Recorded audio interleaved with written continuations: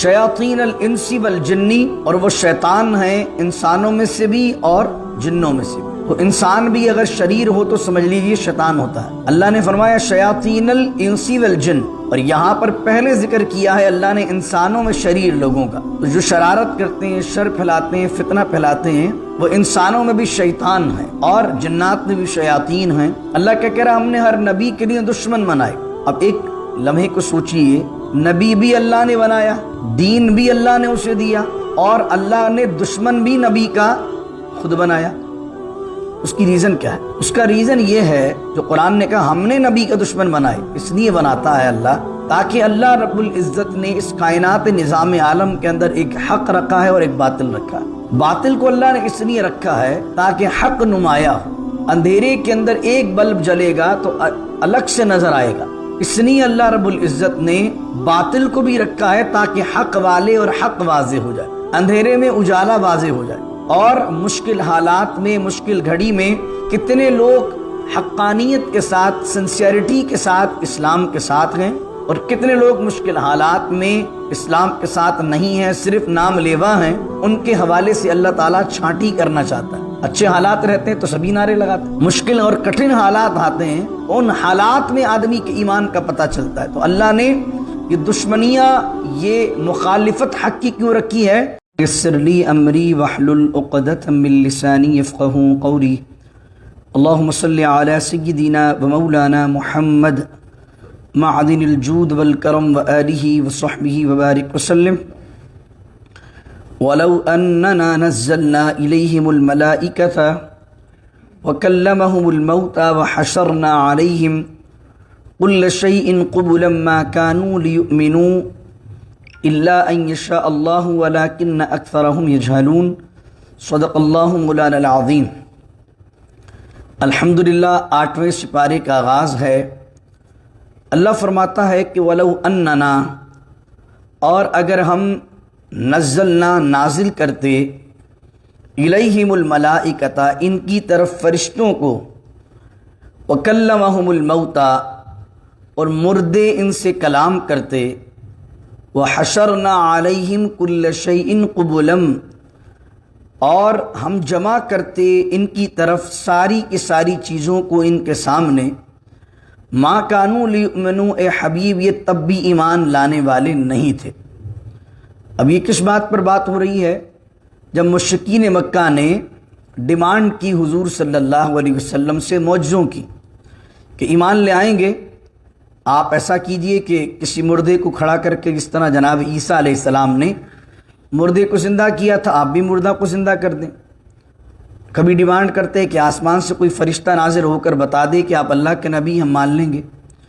तो अल्लाह कह रहा है सब कुछ भी कर दिया जाए इनके लिए, क्योंकि अल्लाह ने मोहर लगा दी है। इससे पहले वाली आयत जो थी वनुक़ल्लिबु अफ़इदतहुम व अबसारहुम में ये बात बयान कर दी गई कि इनके दिलों पर अल्लाह ने मोहर लगा दी, दिलों को फेर दिया, दिलों को टेढ़ा कर दिया। तो अब कुछ भी कर लीजिए, मा कानू लियुमिनू, ये ईमान लाने वाले नहीं हैं, इल्ला अन यशा अल्लाह, मगर आपका रब जब चाहे। अल्लाह इनको हिदायत देना चाहेगा तो हिदायत मिलेगी, और अल्लाह जब हिदायत देना नहीं चाहेगा, रब ने ही मोहर लगा दी है, तो अब कोई भी चीज़ इनको हिदायत की तरफ लेकर नहीं आ सकती। वलाकिन्न अक्सरहुम यजहलून, और इनकी अक्सरियत जो है वो जाहिल है, लाइल्म लोगों की है। वकदालिक जअलना लिकुल्लि नबिय्यिन अदुव्वन शयातीनल इंसी वल जिन्न, और अक्सरियत जाहिल लोगों की है। तो पता चला ज़िद और हठ धर्मी आदमी के पास तभी आती है जब वो जाहिल होता है। अगर उसको हक़ की मालूमात होती है तो यकीनन इल्म जो है आदमी को हक़ में और बातिल में तमीज़ करना सिखाता है। फिर अल्लाह फरमाता है इसी तरह हमने बनाए ए हबीब लिकुल्लि नबिय्यिन, हर नबी के लिए, अदुव्वन दुश्मन, शयातीनल इंसी वल जिन्नी, और वो शैतान हैं इंसानों में से भी और जिन्नों में से भी। तो इंसान भी अगर शरीर हो तो समझ लीजिए शैतान होता है। अल्लाह ने फरमाया शयातीनल इंसी वल जिन्न, और यहाँ पर पहले जिक्र किया है अल्लाह ने इंसानों में शरीर लोगों का। तो जो शरारत करते हैं, शर फैलाते हैं, फितना फैलाते हैं, वो इंसानों में भी शैतान है और जन्नात में भी शयातीन हैं। अल्लाह क्या कह रहा, हमने हर नबी के लिए दुश्मन बनाए।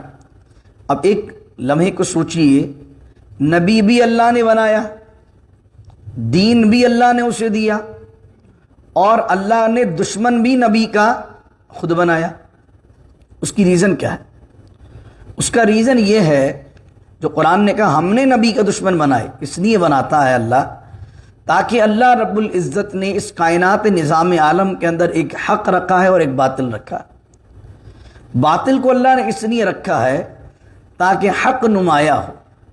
اندھیرے کے اندر ایک بلب جلے گا تو الگ سے نظر آئے گا، اس لیے اللہ رب العزت نے باطل کو بھی رکھا ہے تاکہ حق والے اور حق واضح ہو جائے، اندھیرے میں اجالا واضح ہو جائے۔ اور مشکل حالات میں، مشکل گھڑی میں کتنے لوگ حقانیت کے ساتھ، سنسیئرٹی کے ساتھ اسلام کے ساتھ ہیں، اور کتنے لوگ مشکل حالات میں اسلام کے ساتھ نہیں ہیں، صرف نام لیوا ہیں۔ ان کے حوالے سے اللہ تعالیٰ چھانٹی کرنا چاہتا ہے۔ اچھے حالات رہتے ہیں تو سبھی نعرے لگاتے ہیں، مشکل اور کٹھن حالات آتے ہیں تو ان حالات میں آدمی کے ایمان کا پتہ چلتا ہے۔ تو اللہ نے یہ دشمنیاں، یہ مخالفت حق کی کیوں رکھی ہے؟ تاکہ حقانیت کو اللہ واضح کرے۔ ایک شعر ہے شاعر کا، تن دیے باد مخالف سے نہ گھبرا اے عقاب۔ عقاب جو ہے پرندہ، دیکھا آپ نے، سارے پرندے جب مخالف سمت سے ہوا چلتی ہے، تندی کسے کہتے ہیں؟ مخالف سمت سے زور سے ہوا آنا۔ تو جب مخالف سمت سے، اپوزٹ ڈائریکشن سے تیز ہوا آتی ہے، ہر پرندہ نیچے اڑتا ہے۔ جتنی ہائٹ پر اڑتا ہے پرندے، جب مخالف سمت سے ہوا آتی ہے، ہر پرندہ کیا کرتا ہے کہ اپنی ہائٹ کو تھوڑا نیچے کر لیتا ہے، تھوڑا نیچے نیچے اڑتا ہے۔ عقاب جو ہے وہ ایک واحد پرندہ ہے، جتنی اپوزٹ سمت سے مخالفت کی ہوا آئے گی، عقاب اپنی ہائٹ کو اور بڑھاتا جاتا ہے، اور بڑھاتا جاتا ہے، اور بڑھاتا جاتا ہے۔ تو شاعر کہتے ہیں تمہیں کیا بننا ہے؟ کوا نہیں بننا ہے، ہمیں کیا بننا ہے؟ عقاب بننا ہے۔ وہ کہتے ہیں تن دیے باد مخالف سے نہ گھبرا اے عقاب، یہ تو چلتی ہے تجھے اونچا اڑانے کے لیے۔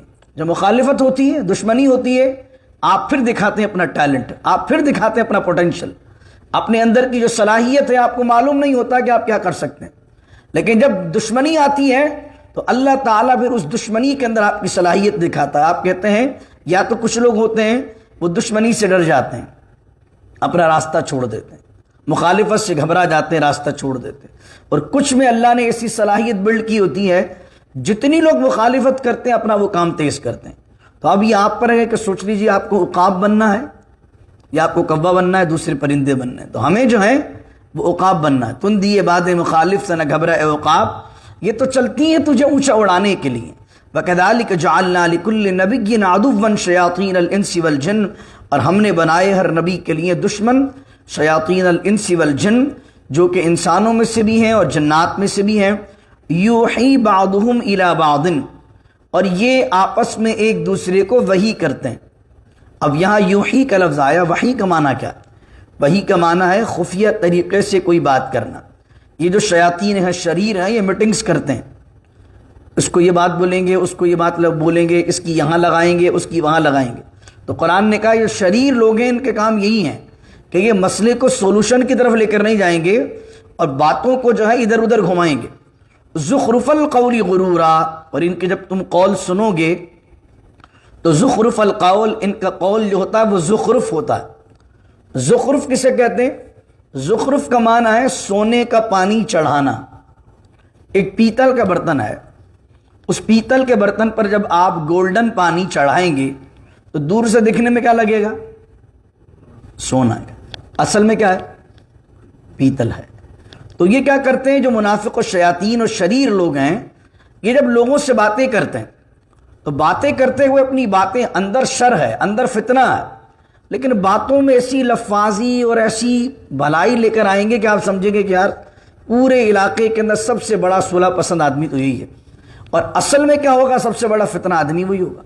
تو کیا کرتے ہیں؟ زخرف القول، اپنے قول پر ملمہ سازی کرتے ہیں، سونے کا پانی چڑھاتے ہیں۔ کس لیے؟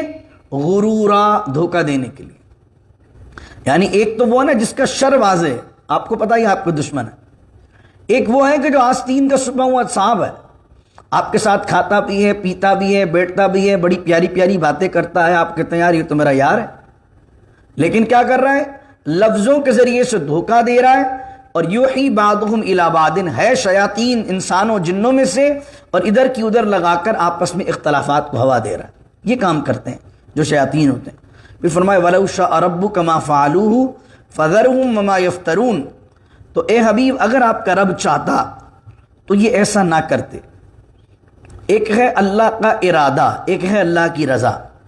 کائنات میں جو کچھ بھی ہوتا ہے، شرابی شراب پیتا ہے، قاتل قتل کرتا ہے، یہ سب اللہ کے ارادے سے ہوتا ہے، اور ایک ہے اللہ کی رضا۔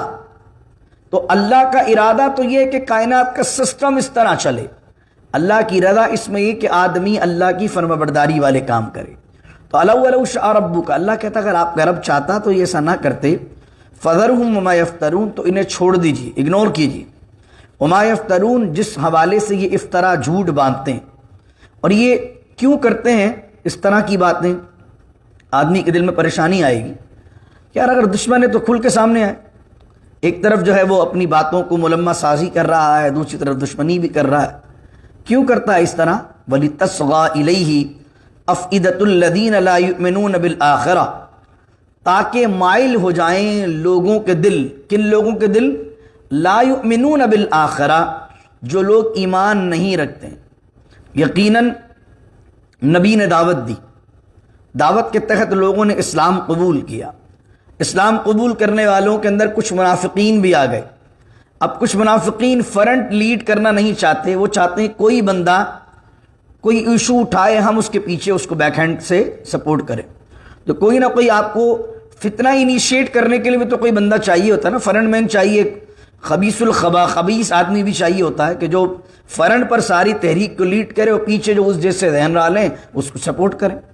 تو اللہ کیا کہہ رہا ہے کہ اللہ نے یہ جو پورا سسٹم بنایا ہے حق اور باطل کی جنگ کا، یہ اس لیے بنایا تاکہ پہلے لوگ فرنٹ پہ لیڈ کریں شر کو، اور اس کے علاوہ وہ ملمہ سازی کی باتیں کریں۔ تو ان کی باتوں سے کیا ہو کہ وہ جو جن کے دل میں تھوڑا بہت بھی نفاق ہے یا جن کے دل میں تھوڑا بہت بھی شر ہے وہ ایک طرف جمع ہو جائیں۔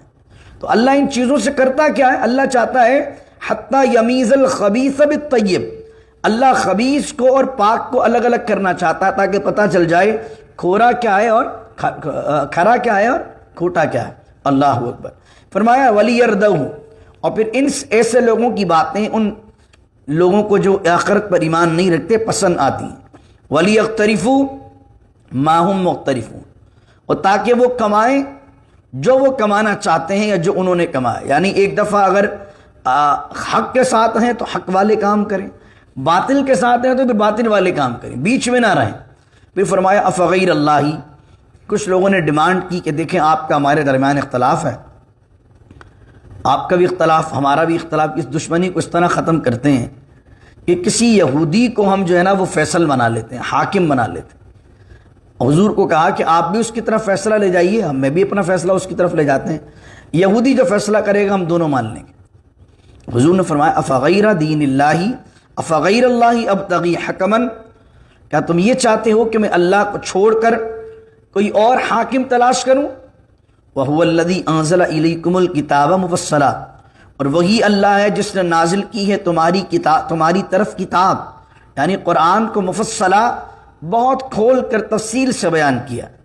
وَالَّذِينَ آتَيْنَاهُمُ الْكِتَابَ، اور وہ لوگ جنہیں ہم نے کتاب دی ہے، يَعْلَمُونَ أَنَّهُ مُنَزَّلٌ مِّن رَّبِّكَ، وہ جانتے ہیں کہ یہ جو نازل کیا گیا ہے یہ حق ہے تمہارے رب کی طرف سے۔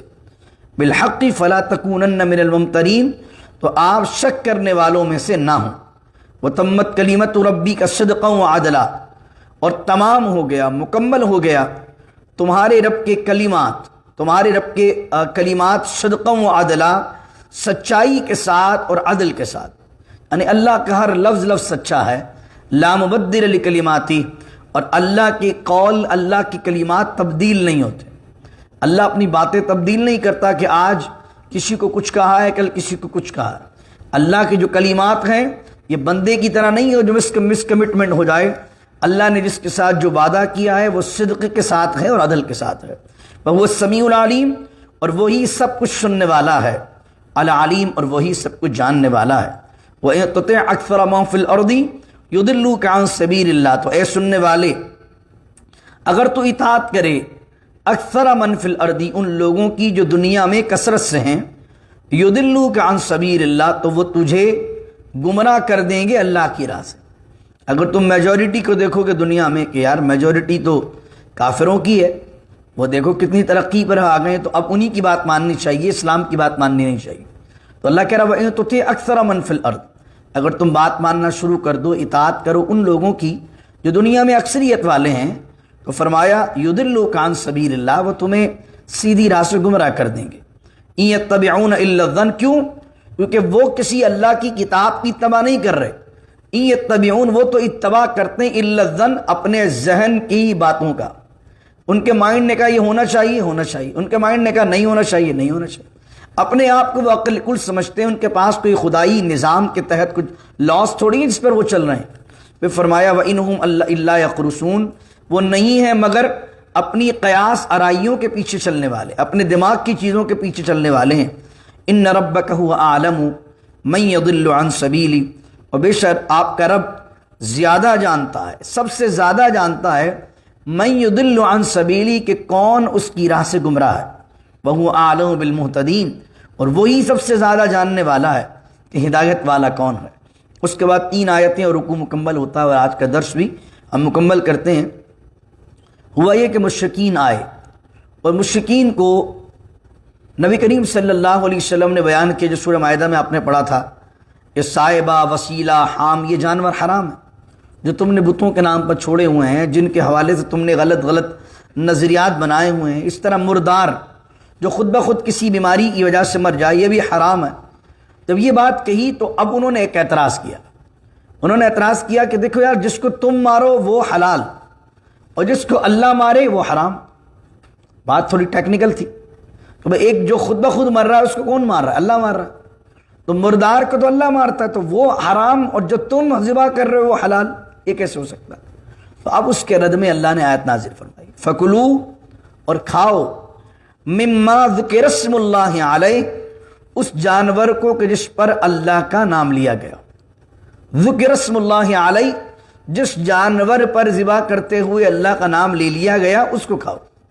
مردار ہے، خود بخود مر گیا، اس پر تو اللہ کا نام لیا ہی نہیں گیا، جب لیا نہیں گیا تو وہ حرام ہے۔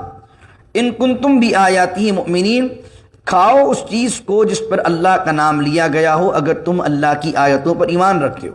وما لکم، اور تمہیں کیا ہوا ہے، اللہ تأکلوا، کہ تم نہیں کھاتے، مما ذکر اسم اللہ علیہ، اس چیز کو جس پر اللہ کا نام لیا گیا۔ ایک چیز پر اللہ کا نام لے دیا گیا، اب تم کیوں نہیں کھاتے؟ وقد فصل لکم ما حرم علیکم، اور تحقیق اللہ نے فصل لکم، تمہارے لیے وضاحت کر دی ہے، کس چیز کی؟ ما حرم علیکم، جس کو اللہ نے تم پر حرام کر دیا۔ جو حرام چیزیں تھیں نا، ہم پہلے تم پر بیان کر چکے ہیں۔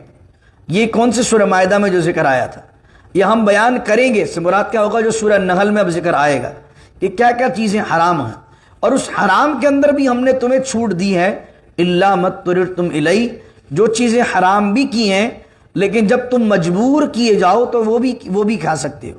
وہ میں نے کہا بیان کیا تھا کہ آدمی کے پاس کھانے کے لیے کچھ بھی نہیں ہے، اور سور کا گوشت ہے، نہیں کھائے گا تو مر جائے گا، اس کے علاوہ کچھ بھی نہیں ہے۔ تو ایسی سچویشن کے اندر جہاں پر آدمی کو جان بچانی ہو تو وہاں حرام چیز بھی بطور مجبوری کھا سکتا ہے۔ پھر فرمایا وَإِنَّ كَثِيرًا لَيُضِلُّونَ بِأَهْوَائِهِمْ بِغَيْرِ علم، اور بے شک اکثر وہ ہیں جو گمراہ کرتے ہیں اپنی خواہشات کے ساتھ بغیر علم کے۔ یعنی کہ آج بھی لوگ بحث کر رہے ہوتے ہیں، یار کیا مسئلہ ہے، کسی بھی ریسٹورنٹ پہ جا کے کھا لو، ذبیحہ ہو کہ نہیں ہو۔ میں نے اس پر تفصیل سے گفتگو میں کر چکا ہوں کہ مشینی ذبیحہ اور ہینڈ کٹ ذبیحہ، میں نے مشینی ذبح کے بھی حوالے سے آپ کو کہا تھا کہ اس کے اندر بھی علماء کی رائے جائز کی ہیں، جواز کی ہیں، لیکن ایک طرف تو یہ پہلو ہے کہ جو امت کے اندر ہم جواز کا پہلو دیتے ہیں، جیسے مشین میں بھی آ جاتا ہے، ہینڈ کٹ کے اندر بھی آ جاتا ہے جواز کا پہلو، لیکن اس کے اندر ایسی چھٹی دے دینا کہ کیا ہے، چاہے وہ کافر کا ریسٹورنٹ ہو، کافر کاٹے کہ مشرک کاٹے، آپ کہ بھائی کچھ بھی چلو بسم اللہ پڑھو کھا لو، ایسا نہیں ہوگا۔ وَإِنَّ كَثِيرًا لَيُضِلُّونَ، ان میں سے اکثر وہ ہیں جو کھانے پینے کے معاملے میں جو ہے وہ لَيُضِلُّونَ، گمراہ کرتے ہیں اپنی خواہشات کی وجہ سے، بغیر علم، بغیر علم کے۔ اب وہ کیوں بحث مباحثہ کر رہے ہوتے ہیں؟ کیونکہ فلاں ریسٹورنٹ کی چیز انہیں اچھی لگتی، تو اس طریقے سے وہ کیا کر رہے تھے، مردار پڑا ہوا مل گیا، اس کو شکار کرنا بھی نہیں پڑا، اس کو کسی سے خریدنا بھی نہیں پڑا، اب فری فنڈ میں ایک جانور پڑا ہوا ہے، اب اس کو حلال کرنے کے چکر کے اندر بحث کرتے تھے۔ تو اللہ کہہ رہا ہے کس لیے کر رہے ہیں؟ اس لیے نہیں کر رہے کہ لوگوں کے لیے آسانی ہو، اس لیے کر رہے ہیں کہ ان کے ہاتھ میں 2-3 مردار جانور آ گئے، تو اپنے فائدے کے چکر میں خدا کے دین کو بدلنا چاہتے ہیں۔ اللہ اکبر۔ ان ربک هو اعلم بالمعتدین، اور بے شک آپ کا رب بہت جانتا ہے حد سے بڑھنے والوں کو۔ پھر 2 آیتیں آتی ہیں، وَذَرُوا ظَاهِرَ الْإِثْمِ وَبَاطِنَهُ، اور چھوڑ دو ظاہر الاثم، ظاہر گناہ کو بھی، وباطنہ، اور باطن گناہوں کو بھی۔ یہ باطنہ کہہ کر اللہ نے دل کے جو امراض ہوتے ہیں اس کا ذکر کیا۔ ظاہر تو پھر ظاہر ہے، گناہ پھر گناہ ہوتا ہے، لیکن ظاہر کا گناہ کیا ہے، باطن کا گناہ کیا ہے؟ ظاہر کا گناہ ہے کہ چوری کرنا، قتل کرنا، غلط کام کرنا جو نظر آتے ہیں۔ باطن کا گناہ کیا ہے؟ بغض، تکبر، کینہ پروری، مسلمان سے حسد کرنا۔ یہ سارے گناہ نظر نہیں آئیں گے، یہ سارے گناہ کیا ہوں گے؟ دل کے اندر ہوتے ہیں، اور دل کی بیماری ہوتی ہے۔ اور باطن گناہوں کا جو حل ہے، علاج ہے، وہ تصوف کے اندر صوفیہ نے کتابیں لکھ کر دے دیا۔ تصوف کے اندر کیا کرتا ہے مرشد کا کام یہ ہوتا ہے کہ تمہارے ظاہر گناہوں کو بھی تم سے چھڑوائے، اور تمہاری ایسی تربیت کرے کہ تم باطن کے گناہوں سے بھی باز آ جاؤ۔ امام غزالی نے احیاء العلوم ان کی پڑھی ہے، آپ سمجھ لیجئے ڈاکٹرائن ہے پوری تصوف پر کہ باطنی گناہوں کا علاج کیسے کیا جا سکتا ہے۔ دل کے چوروں کو امام غزالی نے احیاء العلوم میں پکڑا۔ نیتوں کے جو چور آدمی کے دل میں ہوتے ہیں، یعنی نیک کام کرتے ہوئے بھی ایک شخص کے دل کے اندر نیت جو ہے اس کی کیا خرابی لے کر آتی ہے۔ ایک آدمی زندگی بھر نیک کام کرتا رہتا ہے لیکن صحیح نیت سے نہیں کرتا تو اس کے سارے اعمال ضائع ہو جاتے ہیں۔ تو کیا ہے، نیت کا تعلق کہاں سے؟ نیت ہے آپ کے باطن سے۔ نیت صاف تو منزل آسان۔ آپ نے حج کر لیے، عمرے کر لیے، ڈونیشن دے دیا، مسجدیں بنا دی، نیک کام کی آپ کے پاس سیریز ہے، لیکن ان نیک کاموں کی جو بنیاد ہے وہ آپ کی نیت ہے۔ آپ کی نیت خراب تھی تو وہ جو اتنی بڑی اعمال کی عمارت تھی وہ دھڑام سے زمین بوس ہو جائے گی۔ اللہ کہے گا تو نے دنیا کے اندر ایفرٹ تو کی، یہ سارے کام کیے، نمازیں پڑھتا رہا، مسجد بناتا رہا، لوگوں کی مدد کرتا رہا، حج کرتا رہا، عمرے کرتا رہا، لیکن اللہ کہے گا اتنی بڑا پہاڑ تو نے اعمال کے کھڑا کر دیا، لیکن ہم تجھ سے پوچھیں گے تیری نیت کے بارے میں۔ یہ بتا، جو اتنا بڑا پہاڑ عمل کا کھڑا کیا، ان تمام چیزوں میں تو سب سے پہلے بتا تیری نیت کیا تھی؟ ہمارے لیے تھی، لوگوں کے لیے تھی؟ اب مجھے بتائیے، سارے نیک اعمال کا پہاڑ اگر لوگوں کے لیے ہوا، ایک چیز جو آئے گا مورل آف دا اسٹوری کہ نیت ٹھیک نہیں تھی، وہ سارا پہاڑ کرنا نہ کرنا برابر ہو جائے۔ استغفر اللہ۔ یہ کیا چیز ہے؟ یہ باطن ہے، یہ باطن کی بیماری ہے۔ تو اس لیے مرشد کا کام کیا ہوتا ہے؟ مرشد کو مرشد کہتے کیوں ہیں؟ مرشد کا معنی ہوتا ہے سیدھا راستہ دکھانے والا۔ تصوف کی جو منزلیں تھیں، آج کیا ہو گیا، خانقاہ میں بھی، تصوف کے نام پر بھی، پیر و مرشد کے نام پر بھی ساری دنیا داری ہے، وہاں بھی دینداری آپ کو نظر نہیں آتی۔ استغفر اللہ العظیم۔ وہاں پر بھی یہ نہیں ہے کہ پیر جو ہے وہ تربیت اس طرح کرے کہ آدمی سے ظاہر گناہوں کو بھی چھڑوائے، باطن گناہوں سے بھی چھوٹنے کا ذہن بنائے۔ وہاں پر بھی اب مال کے اور جو ہے عیش و عشرت کے مزے والی کہانیاں ہیں۔ مرشد بھی اب ویسا کام نہیں کر رہے، لیکن ہیں کامل لوگ اب بھی موجود ہیں، لیکن ڈھونڈنے سے ملتے ہیں، ڈھونڈنے سے ملتے ہیں۔ دیکھیے کہ کون شریعت پر کامل ہے۔ جو شریعت پر کامل ہے ایسے شیخ کی بارگاہ میں ہاتھ دے دیجیے۔ اللہ اکبر۔ اور ایسے شیخ کی بارگاہ میں جب آپ ہاتھ دیں گے تو آپ کی دنیا بھی سنور جائے گی، آخرت بھی سنور جائے گی۔ حضرت مولانا روم رحمۃ اللہ علیہ کتابیں لکھا کرتے تھے اس زمانے میں، اور جب بہت زیادہ علم آ گیا تو حضرت شمس تبریز رحمۃ اللہ علیہ سے ملاقات ہوئی۔ دونوں کے مزار، اللہ آپ کو ترکی جانا نصیب فرمائے، دونوں کے مزار شریف وہاں پر ہیں۔ تو حضرت مولانا روم رحمۃ اللہ علیہ ایک مرتبہ کتابوں کا مطالعہ کر رہے تھے، تو حضرت شمس تبریز رحمۃ اللہ علیہ آئے اور کہا کہ این چیز، اے روم یہ کیا ہے؟ تو انہوں نے کہا کہ حضرت آپ بابا آدمی، آپ کو نہیں پتہ یہ کیا ہے، یہ بڑی اونچی چیز ہیں کتابوں۔ حضرت شمس تبریز رحمۃ اللہ علیہ وہاں کھڑے رہے اور مولانا روم رحمۃ اللہ علیہ کسی کام سے اپنے حجرے میں چلے گئے۔ شمس تبریز رحمۃ اللہ علیہ نے ایک ساری کتابیں اٹھائیں اور اٹھا کر قریب کے تالاب میں ڈال دیں۔ جب قریب کے تالاب میں ساری کتابیں چلی گئیں تو آپ کو معلوم ہے اس زمانے کے اندر کیا تھا، ہاتھ سے لکھا کرتے تھے، قلم سے لکھا کرتے تھے، سیاہی ہوا کرتی تھی۔ اب تالاب میں جائیں گے، پانی لگے گا تو کیا ہوگا، سب کچھ مٹ جائے گا۔ تو اب تھوڑی دیر بعد حضرت روم رحمۃ اللہ علیہ باہر آئے اور شمس تبریز رحمۃ اللہ علیہ کے اس عمل کو دیکھا تو اچانک رونے لگے کہ حضرت ساری زندگی کی محنت ضائع کر دی، میرا سارا علم تو یہاں تھا۔ تو آپ نے فرمایا وہ علم کیسا ہے کہ جو صرف کتابوں کے ذریعے سے ہو، کتاب چلی جائے تو علم بھی چلا جائے؟ وہ علم کیسا علم ہے کہ تم ڈیپینڈڈ ہو گئے کتابوں کے، کتاب گئی علم گیا، یعنی وہ جو اتنے سالوں تم نے لگائے تھے، علم تو وہ ہے کہ آدمی کہیں بھی رہے علم برقرار رہے، علم تو وہ ہے۔ تو حضرت شمس تبریز رحمۃ اللہ علیہ نے نکالی کتابیں، اور کتاب جب تالاب سے نکالی تو مٹی جھاڑنے لگے، کتابیں خشک تھیں۔ تو حضرت روم رحمۃ اللہ علیہ نے پوچھا حضور یہ کیا این چیز تھی، یہ کیا ہے؟ فرمایا یہ وہ چیز ہے جس کو تم نہیں جانتے۔ اللہ اکبر۔ اس وقت حضرت روم رحمۃ اللہ علیہ مرید ہوئے ہیں، بیعت ہوئے ہیں اپنے شیخ کامل حضرت شمس الدین تبریز سے۔ اور بڑا مشہور شعر ترکی کے اندر آپ جائیے، حضرت مولانا روم رحمۃ اللہ علیہ کے مزار پر لکھا ہوا بھی ہے، مولوی ہرگز نشد مولائے روم تا غلام شمس تبریزی نشد۔ روم جو ہے اس وقت تک مولانا بنا ہی نہیں تھا جب تک شمس تبریز کا غلام نہیں بنا تھا۔ جو یہ وہ لوگ ہیں کہ جو علم کے بہت بڑے درجے پر تھے، حضرت مولانا روم رحمۃ اللہ علیہ علم کے اس درجے پر جا کر بھی انہیں شیخ کامل کی ضرورت پیش آئی۔ تو دنیا کے اندر آپ بھی ایسے لوگ ڈھونڈیے جو واقعی اللہ والے ہوں، جو تربیت کرنے والے ہوں، آدمی کی ایسی تربیت کریں کہ جو آدمی ظاہر گناہوں سے ہی بچے اور باطن گناہوں سے بچے۔ جو پیر خود گناہگار ہو، ظاہر طور پر گناہ کرتا ہو، مرغے لڑا رہا ہے، کوے لڑا رہا ہے، الٹے سیدھے کام کر رہا ہے، مجھے بتائیے وہ کسی کو ہدایت پر کیا لائے گا جب وہ خود ہدایت پر نہیں۔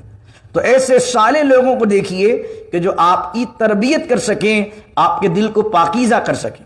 آخری بات فرمایا کہ ان الذین یکسبون الاثم، اور بے شک جو گناہ کے کام کرے، سیجزون بما کانوا یقترفون، تو ان قریب ہم انہیں ان کے گناہوں کی جو دنیا کے اندر وہ کر کے آئے ہیں جزا دیں گے، یعنی بدلہ دیں گے۔ العیاذ باللہ تعالی ولا تأکلوا مما لم یذکر اسم اللہ وانہ لفسق، اور نہ کھاؤ اس چیز کو جس پر اللہ کا نام نہیں لیا گیا، وانہ لفسق، بے شک ایسی چیز کھانا جس پر اللہ کا نام نہیں لیا گیا ہے، لفسق، اللہ کہتا ہے وہ بہت بڑا گناہ ہے، لفسق، فسق ہے وہ، وہی چیز کھاؤ کہ جس پر اللہ کا نام لیا گیا ہے۔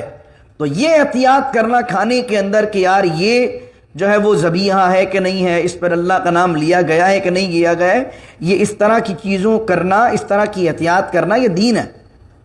یہ نہیں کہ ایسی آپ کھلی چھٹی دے دیں، کہہ رہے بھائی کوئی مسئلہ نہیں، کہیں بھی کسی بھی ریسٹورنٹ پہ جاؤ سب کچھ کھا لو۔ فرمایا جس پر اللہ کا نام لیا گیا ہے وہ کھانا ہے، جس پر اللہ کا نام نہیں لیا گیا ہے اس کا کھا لینا لفسق، یہ گناہ ہے۔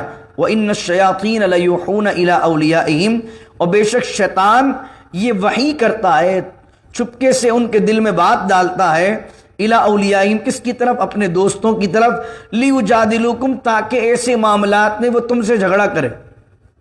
مشرکین کے دل میں شیطان نے بات ڈالی، اب مردہ کے حلال کرنے پر بحث کرتے تھے، جھگڑا کرتے تھے مسلمانوں سے۔ وَإِنْ أَطَعْتُمُوهُمْ، اور اللہ کہہ رہا اگر تم نے ان مشرکین کی اطاعت کر لی، انکم لمشرکون، تو تم مشرکین میں سے ہو جاؤ گے۔ اگر تم نے ان کی غلط بات کی پیروی کری تو تم ان ہی میں سے ہو جاؤ گے۔ تو اس لیے کھانے میں بھی احتیاط کریں اور کوشش کریں کہ دین کے جو احکامات ہیں اس پر چلیے۔ لیکن میں پھر عرض کر دوں، احتیاط کا مقصد ایسا نہیں کہ آپ مسلمانوں کو ذلیل کریں۔ میں نے آپ کو ایک حدیث شریف پڑھی تھی، میں نے کیونکہ ضمناً ابھی یہ بات آئی ہے تو وہ پہلو تو میں پہلے بیان کر چکا ہوں ذبیحہ کے حوالے سے۔ کہ جو لوگ ہیں نا کسی مسلمان کے گھر جاتے ہیں، اس کے گھر پہ میلاد شریف کی محفل ہو، ابھی میلاد کی محفلیں بہت ساری جگہ ہوں گی، وہاں جا کے سارے لوگ کھا رہے ہیں اور دو بندے الگ بیٹھے ہوئے ہیں، اس کا مقصد ہے سب آرام کھا رہے ہیں، یہ دو زیادہ متقی ہیں، یہ جناب یہ جو ہے نا یہ تو بہت زیادہ تقوی ان کے پاس ہے۔ حضرت عائشہ صدیقہ رضی اللہ تعالیٰ عنہا فرماتی ہیں کہ کچھ دیہاتی ہمارے پاس گوشت لے کر آئے، علامہ غلام رسول سعیدی صاحب نے اس کو تبیان الفرقان میں لکھا۔ حضرت عائشہ فرماتی ہیں کچھ دیہاتی گوشت لے کر آئے، میں نے نبی کریم صلی اللہ علیہ وسلم سے سوال کیا، یا رسول اللہ یہ دیہاتی لوگ ہیں، نئے نئے ایمان لائے ہیں، پتہ نہیں انہوں نے اللہ کا نام لیا کہ نہیں لیا۔ نبی کریم صلی اللہ علیہ وسلم فرمایا اے عائشہ بسم اللہ پڑھو اور کھانا شروع کرو۔ کیا پتہ چلا اس حدیث سے؟ علامہ سعدی فرماتے ہیں اس سے پتہ چلا اگر مسلمان آپ کی طرف کچھ لے کر آیا ہے، آپ اس پر حسن ظن رکھیں گے کہ کاٹ کر ہی لایا ہوا ذبیحہ۔ اب آپ کو تحقیق میں ضرورت نہیں پڑنے کی کہ اس کو دعوت کے اندر ہوسٹ کے پیچھے پیچھے گھوم رہے ہیں، بھائی کہاں سے لایا، کیا کیا ہے، کیا نہیں کیا۔ اور اب اس سے کیا ہوتا ہے کہ سامنے والے کی دل آزاری ہوتی کہ آپ وہ بندہ وہ کہے گا یار میں نے میلاد رکھی ہے، گھر پہ فاتحہ رکھی ہے، میں تمہیں جان بوجھ کے حرام کھلاؤں، کیا مجھے نہیں پتا کہ کیا کرنا چاہیے؟ تو اس طرح کے کچھ لوگ جو رویے کرتے ہیں اس سے مسلمان کے دل دکھاتے ہیں۔ آپ مسلمان اگر آپ کو کھلا رہا ہے، مسلمان نے کہہ دیا، اب آپ کو زیادہ تحقیق میں اور ڈیپ میں جانے کی حاجت نہیں ہے۔ یہ حدیث جو میں نے پڑھی ہے یہ بہت بڑا حوالہ ہمارے پاس موجود ہے، اور جن مقامات پر ہینڈ کٹ نہیں ملتا ہے، جن شہروں میں ہینڈ کٹ نہیں ملتا ہے، وہاں پر مشین کا ذبیحہ ایسا ہے کہ جہاں پر اللہ کا نام لے کر مشینی ذبیحہ بھی کاٹا جاتا ہے، تو ان شہروں میں ان علاقوں میں مشینی ذبیحہ بھی جائز ہے۔ وہ میں تفصیل آپ کو بہت تفصیل ڈیٹیل دے چکا ہوں، وہ کیسے جائز ہے۔ اگر آپ کو یاد ہو شکار والے مسئلے کو میں نے آپ کو بیان کیا تھا، اور پھر بیان کیا تھا کہ وہ مشین کے ذبیحے پر کیسے فٹ ہوتا ہے۔ لیکن چونکہ ہم ڈیلس میں رہتے ہیں، جو ڈیلس میں، شکاگو میں، نیو یارک میں اور ہیوسٹن وغیرہ میں رہنے والے لوگ ہیں، کیونکہ الحمدللہ ہمیں یہاں پر ہینڈ کٹ اویلیبل ہے، تو ہمارے لیے یہ ضروری ہے کہ ہم ہینڈ کٹ ہی کھائیں۔ لیکن جن شہروں میں، امریکہ کے جن علاقوں میں ہینڈ کٹ ملتا ہی نہیں ہے، صرف مشینی ذبیحہ ہے، اور مشینی بھی وہ جو اللہ کے نام پر کیا گیا ہو، تو ان علاقوں میں بطور مجبوری وہ بھی چیز جائز ہے۔ دعا کیجیے اللہ رب العزت سے اللہ تعالیٰ عمل کی توفیق عطا فرمائے۔ بسم اللہ الرحمن الرحیم، الحمدللہ رب العالمین والصلاة والسلام علی اشرف الانبیاء والمرسلین، ربنا تقبل منا انک انت السمیع العلیم وتب علینا انک انت التواب الرحیم، ان اللہ وملائکتہ یصلون علی النبی یا ایہا الذین آمنوا صلوا علیہ وسلموا تسلیما، اللہم صل علی سیدنا ومولانا محمد معدن الجود والکرم وآلہ وصحبہ وبارک وسلم، سبحان ربک رب العزت عما یصفون، والسلام علی المرسلین، الحمد للہ رب العالمین، لا الہ الا اللہ محمد الرسول اللہ صلی اللہ